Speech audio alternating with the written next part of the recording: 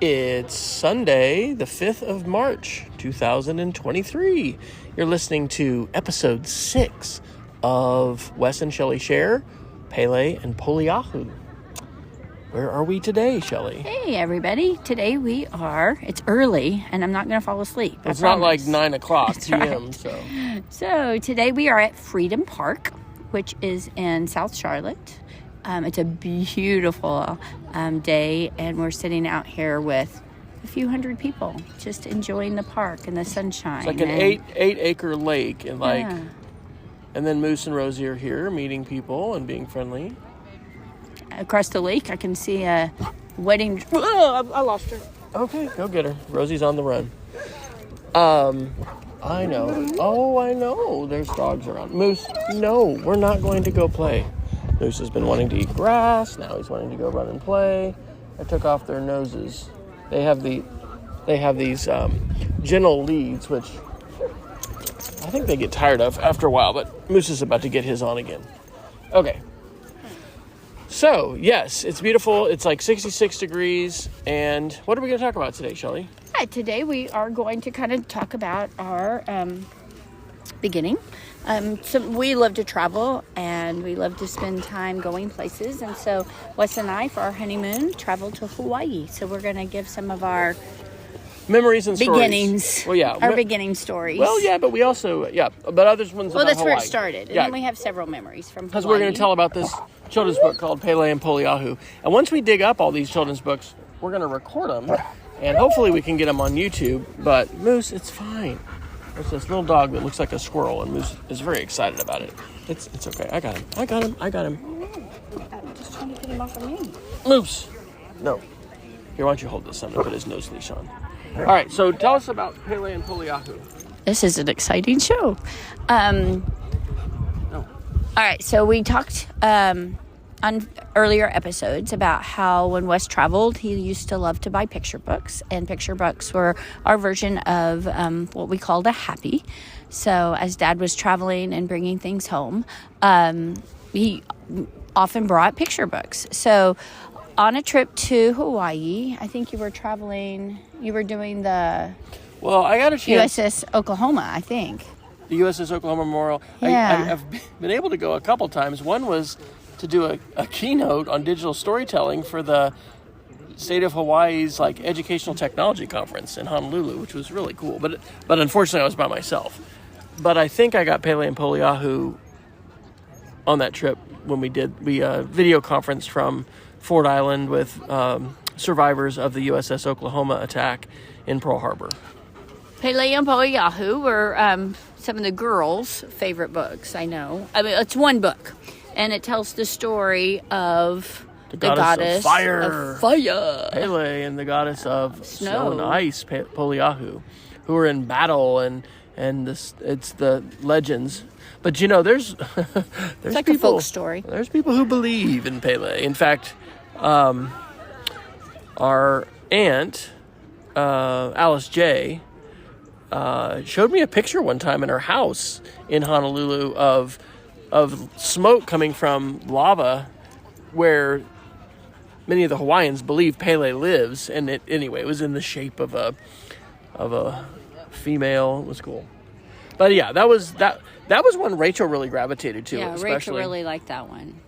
Okay, and we read it over and over again. It was a longer book, Beautiful book, by this beautiful point, artwork, beautiful. We're kind of out of the baby books and kind of going into some of the longer picture books. But I think she was probably still she was so young, 3, but 4. she wasn't a baby. Yeah. Another one, the one I liked to read, was called Tutu Knows Best, and Tutu was a grandmother, and the parents in the story were getting irritated with the children. It was just too busy. It was just too crazy. And so the grandmother would give advice about, bring the dogs in and bring the chickens in and bring the whatever. And so pretty soon in their little home, they had all of these animals, and it was really loud and it was crazy. And eventually they just kicked everybody out. And then they loved their small house, and it was so quiet. Oh, that's right. Anyway, it was Tutu Knows Best. And it was a fun story. So, and there's others too. I mean, we probably have 6 or 8 different Hawaii picture books.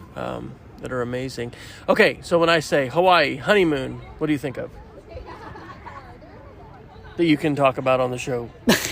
Goodness, let's keep this one Well, we wish we G-rated. could take that again. Like, wouldn't that be nice? Well, to do we that spent again? 17 days in Hawaii. We were both school teachers. We had got married on May 25th and drove to California, stopped in Phoenix to see Tucson. some friends. Or in Tucson? Yep.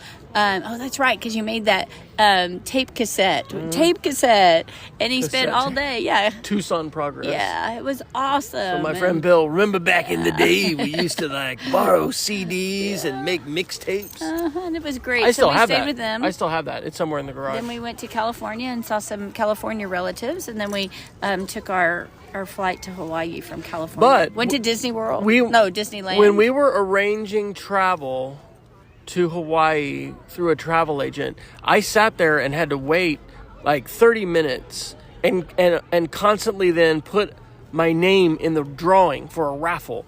So then we won. Your parents gave us a week in the timeshare, but then I won this trip. 3 days, we got to 4 days, 3 I nights. think it was something like Cash that. Value Shop. It was at the Four Seasons in Maui, Yeah, it was and we got amazing. to stay there. And Apple, and this was like, it was before the Steve Jobs era. So Guy Emilio, one of the other CEOs, was there, but all the Apple executives were there this night. We had our fancy dinner in the Four Seasons. Like that was living nice. right. We went scuba diving. That was fun. We went on a helicopter ride along the Nepali coast. Shelly took some medicine and was a little groggy. Oh, just Dramamine. But we went and saw the waterfall that's in the opening scene of Jurassic Park. That's when we were on. That was amazing. Yeah, we weren't on the island of Maui for that was trip. on Kauai. We were on Kauai. So we saw 4 islands. We started in Kauai. We started and we stayed in bed and breakfast. One of them was like a flower tropical farm. Yeah, tropical flower farm. Birds of Paradise. Remember the Gorgonzola pizza? I do remember. That was in Maui. Yeah. And we went to a luau. I think, did we do a luau? We just did the luau in Maui. Yeah. When we had a family reunion in 2009 because, two of the sisters from the South Dakota tree farm had gone to Hawaii to teach. And so we had relatives and still, Alice J. Roger was still there in Hawaii at that time. And so anyway, we did a luau at the Halikoa, which is the military hotel. No, that's on the family. We are actually getting everybody confused. We're combining We've been to Hawaii several times. We're talking about Hawaii memories. So that was awesome. The thing I remember, I loved going to the Big Island. I loved seeing the volcano. I remember with we had the kids with us, and we hiked to. We had a book, and there were these beaches that you could hike to. So we took a trail and went to a black sand beach, and I think it was just us and one other family, and spent the whole day at the black sand beach. And that was our last night. And then we found some really amazing. small hole-in-the-wall restaurant, and some guys were playing the ukuleles, and we were dancing the hula. Coconut Girl. Yeah, and eating really great food, and man, that was so fun. That was so fun. And that was fun. Rachel will remember when she hears this. Rachel will remember falling and scraping her knee as we were going out to see the volcano at night, because you could see the lava pouring out into the ocean. So, that was before that really large lava. Yeah, I bet it's all covered up. I think the volcano house is okay. If you end up getting to go there, I think the lava tube was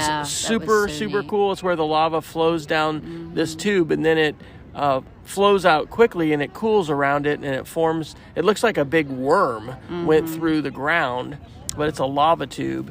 And then I remember the botanical garden that we just hiked around. It's beautiful. Oh, it was beautiful. That was a great trip.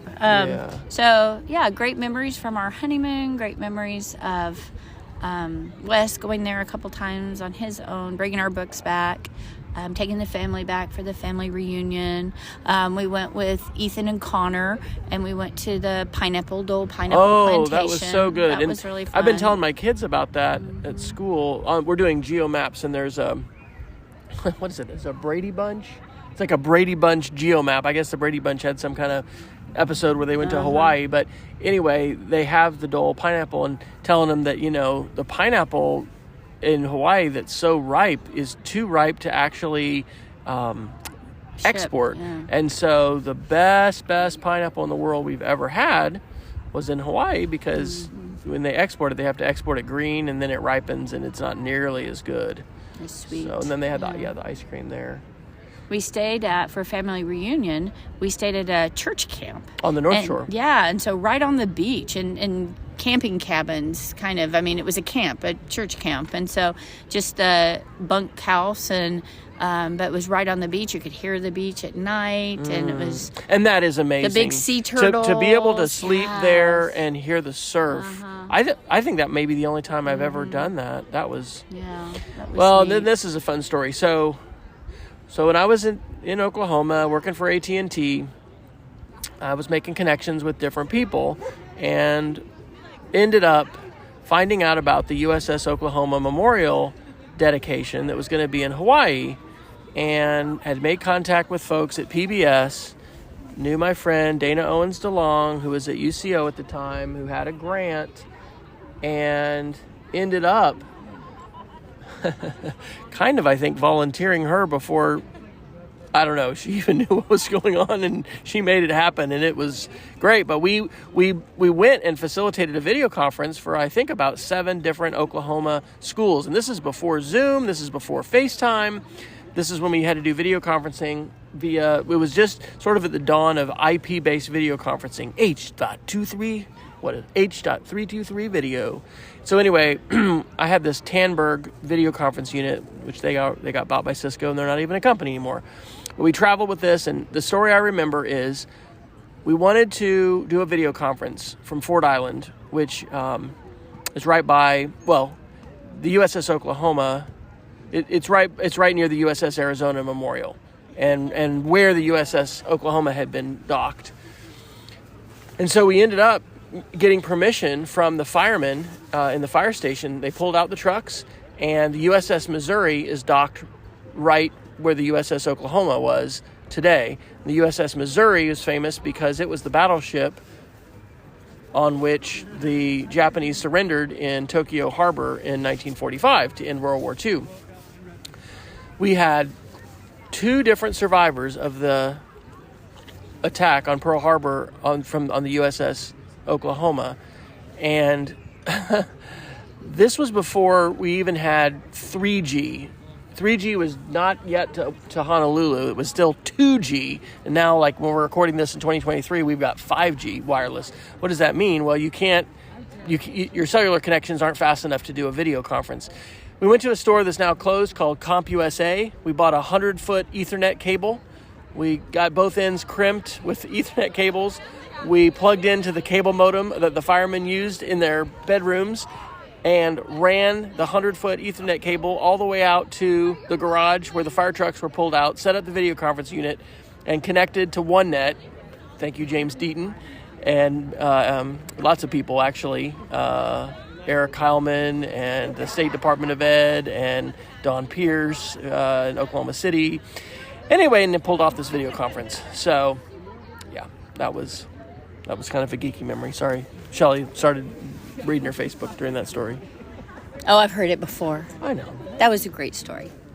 So, but that was an awesome trip. We love Hawaii. We love traveling there with our family. All of our children would like to go back. They were young when we went, and they'd all like to go back. And I remember going swimming with the family on the we North Shore. did. It was awesome. That was another neat thing that we were able to do, and go out and see the tide pools. It was a hike. And yeah, that was neat.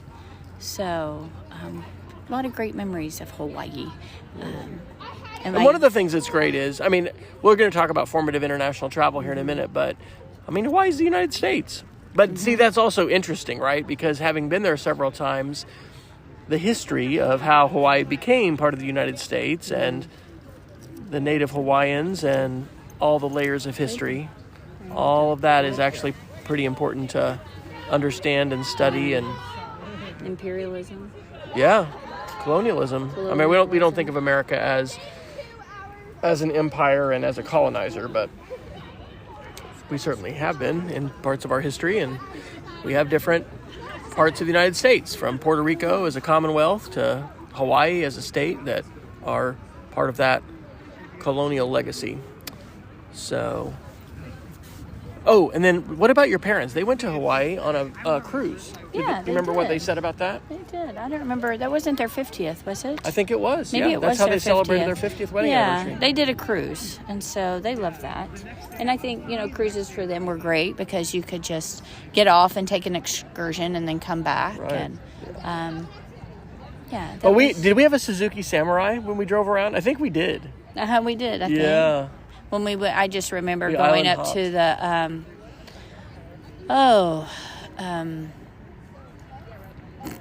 I'm showing my age now. Are you talking about the islands? No, I was talking, we went for a hike and we went up and drove up to a lighthouse. I don't remember. I don't know why I remember the car with the lighthouse. I do. I remember because of the pictures, probably. Yeah, probably. Yeah, we'll link in the show notes. Like, probably 4 people will listen to this. Although, shout out to our friend Philip Cummings from Alabama who reached out to us and let us know. He sent us an audio message in Facebook. So, yeah, we say at the end, let us know if you're listening, and that's great. That's fantastic. It was really cool. We know our children are listening, Well, the girls are. The girls really enjoy that. So anyway, we'll link that in the show notes because we've got some pictures from Hawaii. I don't know that our honeymoon, those pictures Well, we didn't have digital then. We didn't have digital, yeah. So we'd actually have So I know we have some fair somewhere, bit of but- pictures that haven't been digitized. Yeah. Okay, enough about Hawaii. It's time for halftime.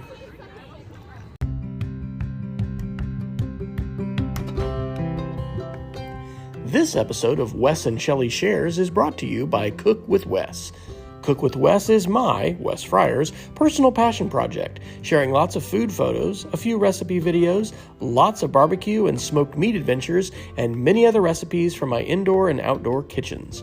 You can find all our family recipes on food.wesfryer.com and follow Cook with Wes on Instagram, TikTok, Facebook, and Twitter. If you're on Mastodon, and really, why not? Since Twitter has become a bit of a dumpster fire, you can search for the hashtag CookWithWes to find my latest food shares there. Well, I did start a separate YouTube channel for Cook with Wes, but I've continued to post most of my cooking videos on YouTube on my main channel. You can access the complete playlist at wfryer.me/cook. Thanks for tuning in to Wes and Shelly Shares. I hope to see you on social media on one of the channels for Cook with Wes.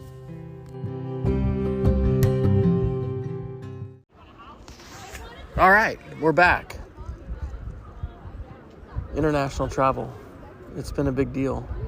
What was the origin of you going to Germany to teach for the Department of Defense for 3 years? Well, traveling is something that I had always wanted to do, international travel. And, school teachers don't get a whole lot of opportunity to do that.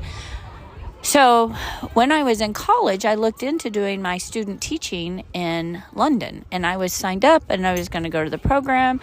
And then that's when the Iran-Contra things It wasn't began. Iran-Contra, it was the hostage crisis. Okay, the hostage crisis. To me, it's all the same 79. difference. Okay, what? No.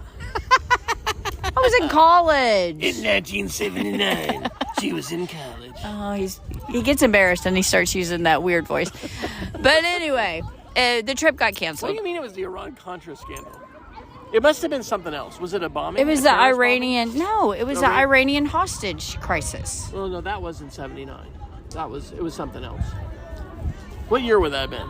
What year did you graduate college? 83, so that would have been like 84, Libya? 85. All I know is that international travel stopped. They were no longer going to send student teachers on an exchange program there. Something big in 82 happened. Yeah. Iran-Contra was in the mid-80s, or late 80s. It was in like 86, I think. Anyway. I don't know.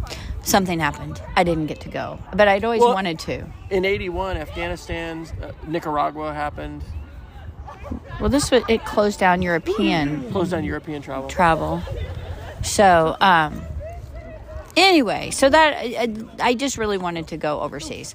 And so when I first started teaching, I was teaching at Guadalupe Elementary, and my principal, In Lubbock, Texas. yes, in Lubbock, Texas. And my principal would tell stories about her sister. Her sister was teaching overseas with the Department of Defense. Karen Cruz? Nope, it was Gail, I don't remember her last name. So she would tell me about her sister, and her sister was teaching overseas with the Department of Defense dependent schools. And I just thought that was the coolest thing. And you also were dating a lot of pilots. Would you hush? This is my story. Okay, I'm sorry. Oh, my goodness. So anyway, I thought that would be really awesome. So I looked into it, and you had to teach have about minimum of 3 years experience. And by that time, I think it was my second year at teaching. So I knew that third year of teaching, I started working on that job application. And it was a lot. It was a lot of paperwork to go through. Yeah, it was government, and I had to take the national teachers exam. And but I remember getting I got to go to Dallas to do my interview, and found out later. So Sherry Templeton was my principal when I went to Germany, and she was actually the person that interviewed me in Dallas. So kind of a small world. But so I remember my parents were on vacation. They were actually in Pagosa Springs. That's when they signed up for a timeshare. And they were on the trip home when I found out that I had been accepted for this job to teach first grade in Bad Nauheim, Germany. And I told my parents they were on their way back. And it was, I needed to leave almost right away. So did they know that, you had told them, obviously, that you had applied. Well, of course, right? Yeah. And I'd waited all summer, and so I'd pretty much decided I wasn't going to get it. So and then last minute? Yeah, it was really last minute. Wow. And so at Reese Air Force Base, I was able to go out there and get all of the medical work and all the paperwork and apply for a passport, and all of the things had to happen within 2 weeks. All of this happened. Today. No. And so anyway, I started a job teaching in Germany, and there were actually several teachers from Texas that were at my school. We all went together. We were all new teachers there together. And Bad Nauheim is a beautiful little city, old. Our Isn't it base. Where the Roosevelts went to, like, the baths or something? The bathhouses? Yep, the bathhouses there in Bad Nauheim. Friedberg was our post, which was maybe about 20 minutes, 30 minutes out. It's all closed claim now. to fame. Yeah, it's all closed. But its claim to fame is that's where Elvis Presley was stationed when he was in the Army, and he lived in Bad Nauheim. He had an apartment and met his wife there. And anyway, so beautiful little town. Loved my time there. Mother and Dad came to visit.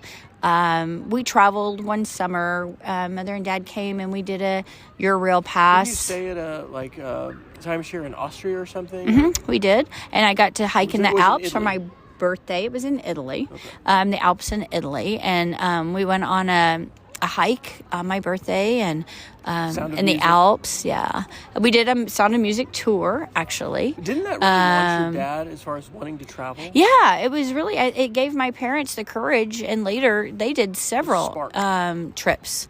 And they really enjoyed it. And we Eurailed around, went to Munich, went to Austria, went to Switzerland, went to France. Ooh, what's the name of the castle that you've been to? You told your Neuschwanstein. You told your fellow teachers in Monroe about that. Yeah. Like, I've been to that castle. Because isn't that the Cinderella castle? It is. That's what Neuschwanstein, and got to see that. So anyway, it was Disney wonderful. Designed their castle based on, a real castle. Right. It's beautiful. And very, usually you don't really get to see. There's a lot of fog and things like that. So gorgeous, gorgeous castle. And you ran during that time. You became a runner. I did. I lived in a little flat on the economy. So in Germany, teachers didn't get on-base housing, so we lived on the economy. Of course, the government paid for that. We had a housing allowance. But it was right next to a big city park. And so you just walk a couple blocks, and then you had these beautiful running trails all over the park. What were the relationships with your parents like for the kids you taught? I had great relationships because we were a community. It was a small community. The housing area was right there. We all shopped at the same place. I used to babysit for my students who were in my class. I spent holidays with them, Thanksgivings and Christmases, and it was a big family atmosphere. And so I was pretty close with all of the families and of course I was really close with the teacher families that were there, and we were all there together. A lot of the husbands worked out at the airport, and so we spent a lot of time together, and it was wonderful. I really enjoyed it. The hard part was though, is that the second year I was there was the Gulf War. First Gulf War. Yeah, the first Gulf War started, and our whole base was deployed out almost right away. They were a infantry base, but also a armored tank unit. What was that like? I've never asked you this before. The night the Gulf War happened. I mean, I remember watching CNN. Oh, we were watching it. Where were you? What do you remember about that? We were, of course, there was a 7-hour time delay. We were all glued to the TV. We just had armed forces station. I mean, it's not like you had a billion stations, so we were all watching the armed force. I didn't get TV at my house. I must have been over at a friend's house. I can remember it was late. I think some of the wives stayed up all night, the military wives, bless their heart. Because their husbands were there. Yeah, well, they were getting ready to go. That's when we first found it. Yeah, that's when we first found out about it. It took them a while. Bombing before the soldiers went in. It took a while before the soldiers deployed out, and at that point nobody knew. We'd heard the Republican part of Saddam was just top notch, and it was going to be nobody knew. And a lot of our enlisted families left because there wasn't enough housing for enlisted families to live on base either, and so they all lived out on the economy. Many of them did not drive, and so a lot of them ended up going home. One of the National Guard units, and I don't even know from where, came in to run our base because so many of our soldiers had been deployed. We had trainings on, what to do if the dads don't come home. Didn't you guys have what to do bomb threats too? And we had almost weekly. We had a bomb threat called into the school. It was so cold. It had snowed probably 2 feet. It was a hard winter. Our kids had to wear their coats and backpacks and everything with them at all times because you never knew when a bomb threat was going to come through. It was a really hard. That was a really tough year. But you bonded, right? You really bonded with those teachers absolutely. And those families. And then my parents really wanted me to come home. It was really hard on my mother. Yeah. And that's when communication was hard. Like if you made a phone call, there was a time delay. You had to pay. You had to pay. You hear this, children? You had to pay for a long distance phone call. It was very expensive. So I always had a list of things that I needed to talk about. And then you had this several second delay and talking on top of each other. And anyway, the one great thing about the military though is they did provide you a trip home each year, and so I was able to go home for Christmas one year, and I was able to go home one summer, and then one summer Mom and Dad came to visit, and they really wanted me to come home after that, especially after the war and deployments, but I didn't want to. I stayed one more year after that, and made some great friends. I craved Taco Bell. I never even ate at Taco Bell at home. But when I got there, all I wanted was Taco Bell. And so anyway, they would save. I have no idea. It was home. And Burger King too, and Mexican food. And I'm going to start getting hungry for Mexican food right now.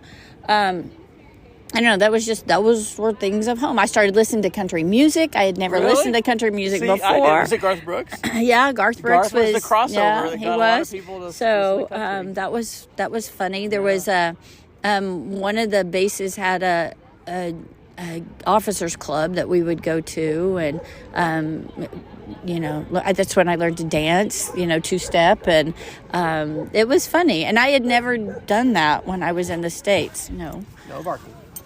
So that was fun, and it was a great time, and I love that. But then after the Gulf War and they started closing down bases, and a lot of the families were going home, the teacher families that I had, and so I had been there the shortest amount of time. So they were moving teachers. They were closing our school. They were going to close our base, and so that's when I decided to come home. And that's the summer that Malia was born, and so that was the first niece. First grandchild in our family, and so that was important to me. But I have a lot of great memories. A lot of great memories I'm so glad that I did it. I'm so glad that I had a chance to. It's very different visiting there and actually living there, but it was like being on an extended vacation. And that's a point I think that we want to encourage for our children and whoever else may listen to this. International travel can just be really amazingly transformative and wonderful in unexpected ways. and also living internationally, because we've both been fortunate to be able to do that. Oh, I just became very independent, and which is something you've craved. Oh, you yeah, kind of I do. Lost some of that in different times. But even still, I'm comfortable by myself. I'm comfortable on my own. I learned how to do that. I got to do that. I learned how to be independent, and that was wonderful. All right, how about you? What are some of your formative trips? Well, you want to look at the list? You can just ask me some questions.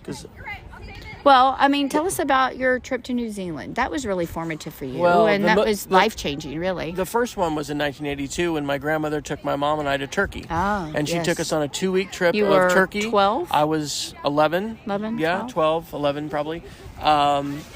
Barbara Walker was the curator of the Archive of Turkish Oral Narrative at Texas Tech. She came to what was then John Knox Village, later became Carillon, gave a presentation to a bunch of gray hairs, and but you ask questions. You know some of the stories, so we can just do that, because now I'm not going to talk as long as you did.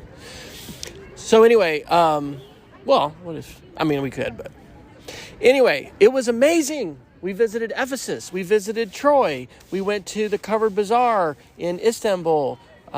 We saw the Whirling Dervishes in Konya. We went to the Mediterranean coast of Antalya.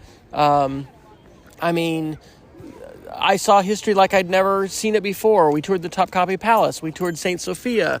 We went to the Blue Mosque, which is the only mosque in the world that has 6 minarets, because the architect, the Sultan who ordered the construction of the Blue Mosque, wanted the domes to be made of gold, but architecturally that couldn't happen. And so the story was that the architect pretended like he had heard the word 6 instead of gold, which is, I guess, similar in Turkish or Arabic or whatever language I guess they were talking at that time. And instead of killing him because he hadn't followed his directions, the Sultan was ultimately so pleased that he let him live. But unbelievable, unfreaking believable, and that just brought history to life like it never had for me before. And it gave you some really special time with your grandmother, and that really forged a close bond that you guys had. And later, when you came back to live in Lubbock, absolutely had that trip. Unforgettable experiences, and I would love to go back. I want to take you to New Zealand.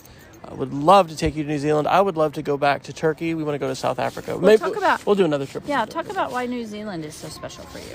So I was an exchange student to New Zealand in the summer of 1987. Our family ended up later, after I graduated from high school, hosting several different exchange students and having wonderful, wonderful experiences from Chile and from Brazil. And, I went on an outdoor skills program, so for 6.5 weeks I was in school, and for 3.5 weeks we were in the mountains. We went skiing, they call it backpacking, tramping, up the east coast, the west coast of New Zealand, which is extremely wet, rainforest. We built snow caves that we stayed in. We went spelunking in newly discovered caves. We went rock climbing. The little it wasn't an outhouse like a bathroom, but it was a drying house for clothes, because they didn't have a dryer, caught on fire one night at the camp. We were in Arthur's Pass, and here's the bottom line: New Zealand is Middle Earth. If you are a fan of Tolkien and you've seen any of the Lord of the Rings, it is unbelievably spectacular. If you like geography, New Zealand has it all. The glaciers, the snow-covered mountains, we didn't spend, really time on beaches and things, but New Zealand's just spectacular. And my host family, Shirley and her sister Elaine and husband Glenn and my host dad Phil, who was killed in a car accident. They're both teachers. In fact, I think Shirley is about to retire. I think she's still been teaching. Last year, yeah, she's been a music teacher forever. Just absolutely wonderful, lovely people, and just were so kind to me. And just, if you ever have a chance to, live in another country and be adopted by a host family and be in their home and, and eat at their table and be cared for, it's really, really powerful. So we really hope that our children and grandchildren and, all of our family, will have international experiences because of how transformative it can be. So, all right, well, shall we wrap it up? I think it's good. Okay. Do you have a wander link for us today? Nope. Yes, you do. Where are we, honey? Where have we wandered today? I know, I just forgot. We are in Freedom Park, so we'll do the link. This is a park. We went to Discovery Place Science, which is different than the regular... Is that what it's called? Look on our thing. It's like the outdoor one. Our school did a sort of PR thing. Discovery, oh, nice. You just... I don't even know. You put some gibberish. Why are you blaming it on me? Well, undo it. I think you type. Okay. It's part of the Discovery Museum system here. And so anyway, our outdoor education. Our school had done sort of a recruitment day, and some of my kids came and helped and talked about robots and set up robotics. We found it, and we saw these people on this trail across this across the fence. And anyway, this is where we are, and we didn't know it was Freedom Park. Yeah, and they have concerts here, and it's actually getting a little cool because the sun's going down. Well, not that I've been to Central Park in New York. I've been once, but it reminds me of that. Everybody's out here. Everybody's got blankets and hammocks and what was the place in Tulsa? The gathering place in Tulsa. Yeah, like the gathering place there. It's just, it's really nice. It's amazing. It's getting chilly. Also getting chilly. Sun's going down. Okay, so what's the Wonder Link? And then our Wonder Link is my favorite podcast. I listen to it all the time. If you know me, you know that I am a big space geek. And so my favorite podcast is Are We There Yet? And Brendan Byrne, and I would like to say W something, I don't know. I just listen to it on Spotify. But it's about a 30-minute podcast, so it's really great for listening to in the car.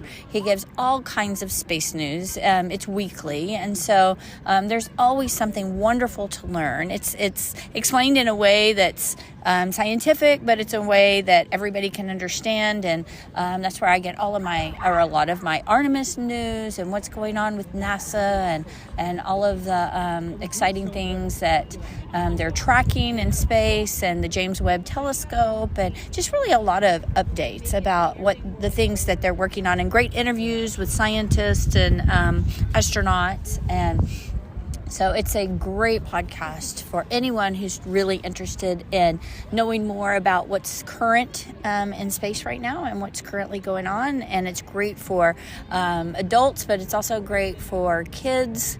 It's not a kids podcast. It's really an adult podcast. But, I mean, it would be really great for kids to listen to. So, Are we there yet? Are we there yet? Ooh, and isn't that a nice metaphor for this podcast and for our lives? Are we there yet? No, we're not. We're still on the journey.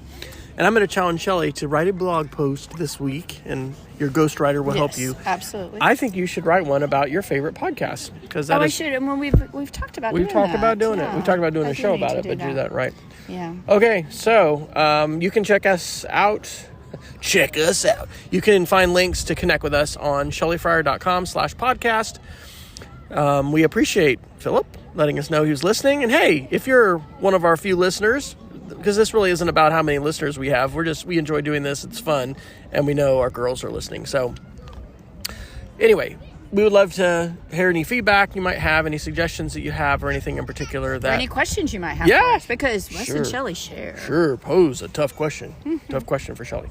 And what's our closing? I don't know. I don't have it down yet. Something about being curious. Stay curious. Go outside and have adventures. That's pretty much it. There you go. All right. Until next time. All Adios. Right. Bye. Wes and Shelly Share is a weekly podcast recorded and published on Sundays by Wesley and Shelly Fryer of Matthews, North Carolina. Learn more and find links to connect on social media to Wes and Shelly by visiting shellyfryer.com/podcast. Content on this podcast is licensed under a Creative Commons Attribution Only 3.0 license. The Wes and Shelly Share podcast is recorded and published with Anchor and distributed on all major podcast channels, including Apple Podcasts, Spotify, Google Podcasts, Pocket Casts, and more. Please share our show on social media and tell others about us. Let us know on Facebook or via other means what you like about the show, that you're listening, and if you have any suggestions for future episodes. Stay curious, go outside, and keep Exploring.